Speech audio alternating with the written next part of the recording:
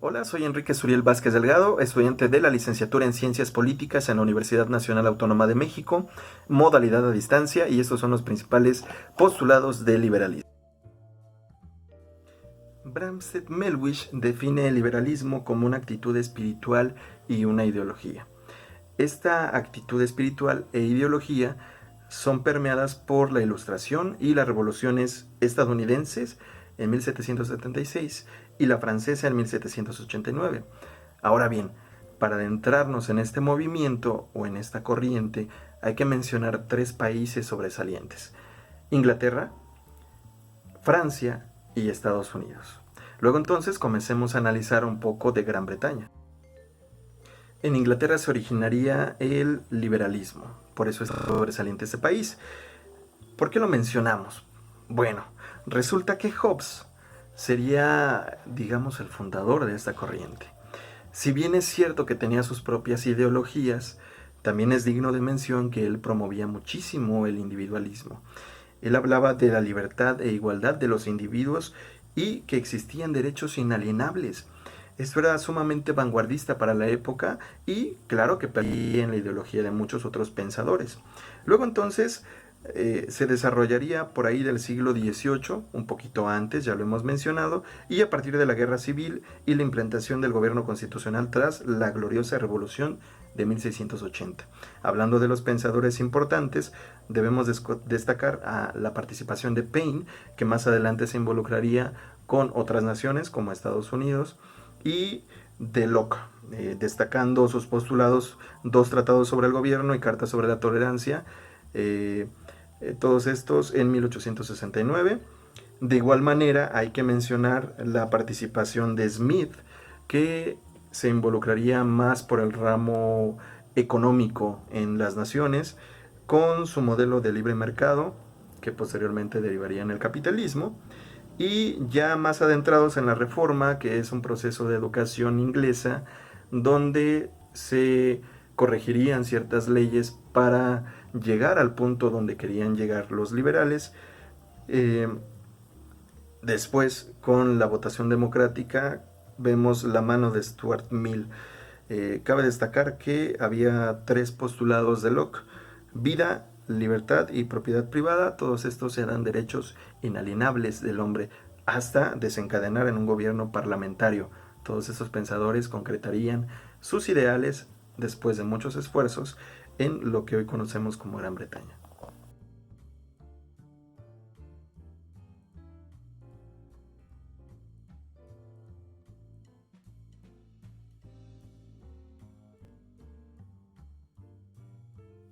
Todas estas ideas que ya hemos mencionado encontrarían un terreno fértil en Estados Unidos.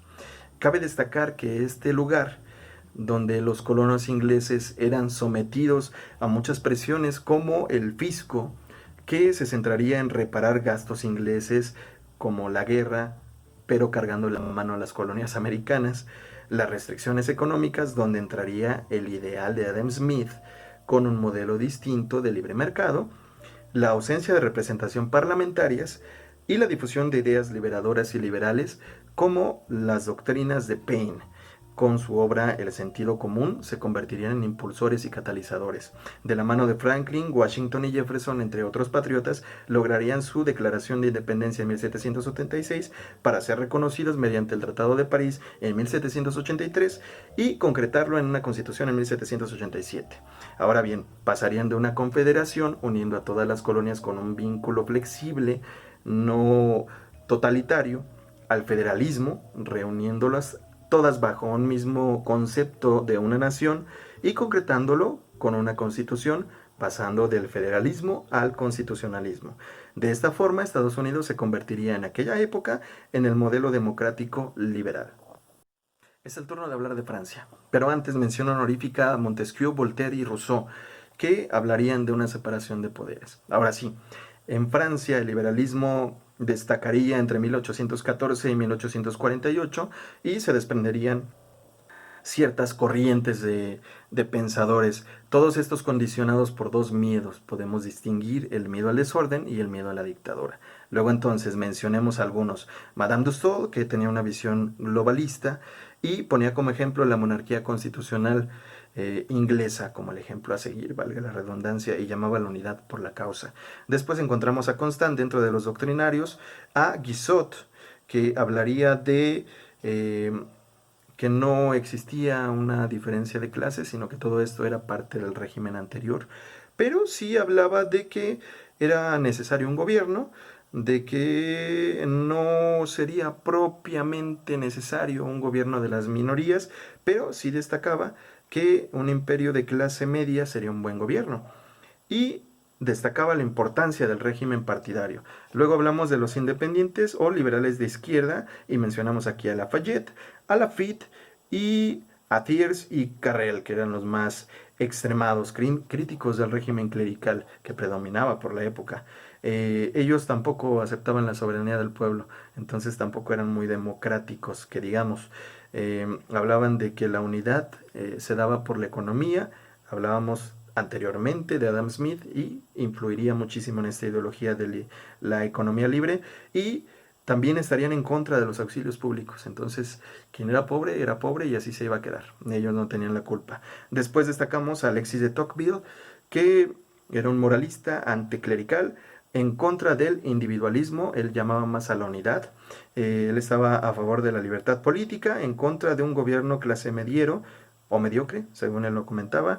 Era influido por Guizot porque asistió a un curso que tomó Historia de la Civilización en Francia, y bueno, esto se vería con sus ideas. Creía en la tendencia hacia la igualdad, que los poderosos, los nobles descendían y el plebeyo ascendía, y mientras más pasaba el tiempo llegarían a una equidad de piso. Luego entonces, así Francia vería nacer el liberalismo. Así pues, la historia del liberalismo, de cierta forma resumida. Aquí dejo a continuación las fuentes bibliográficas. Muchas gracias por su atención. Hasta luego.